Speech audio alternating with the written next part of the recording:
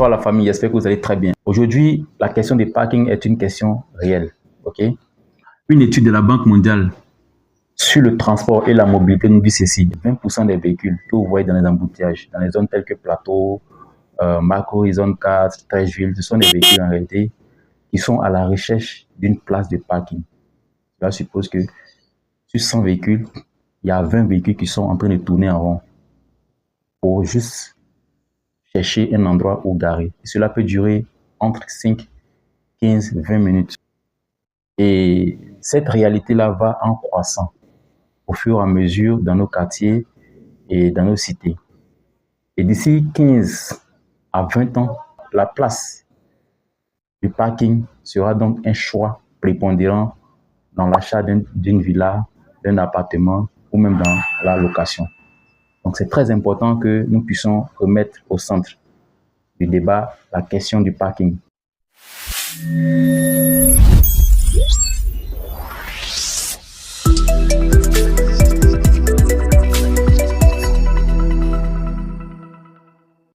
Une fois, je me suis rendu dans une cité par rapport à des travaux de rénovation.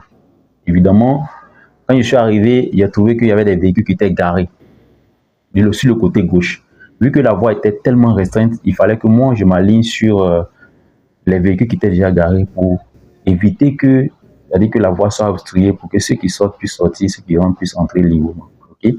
Et donc, c'est ce que j'ai fait. Il est arrivé que, quelques temps après, il y a la voisine, c'est-à-dire la propriétaire de la maison devant laquelle j'étais garé, qui est arrivée. Elle a demandé à son gardien de me dire d'enlever immédiatement mon véhicule là où j'avais garé. Chose à laquelle je n'ai pas exécuté. Et quelques temps après, la dame elle-même, elle est ressortie pour m'interpeller. Je suis venu, je lui ai demandé simplement, madame, est-ce que là où j'ai garé la voiture, cela vous empêchez d'entrer dans votre garage? Elle dit non. Est-ce que ça barre l'entrée à votre portillon? Elle dit non. Elle dit, ben, pourquoi est-ce que vous voulez que moi j'enlève le véhicule là? Pourtant, je vais partir d'un moment à l'autre.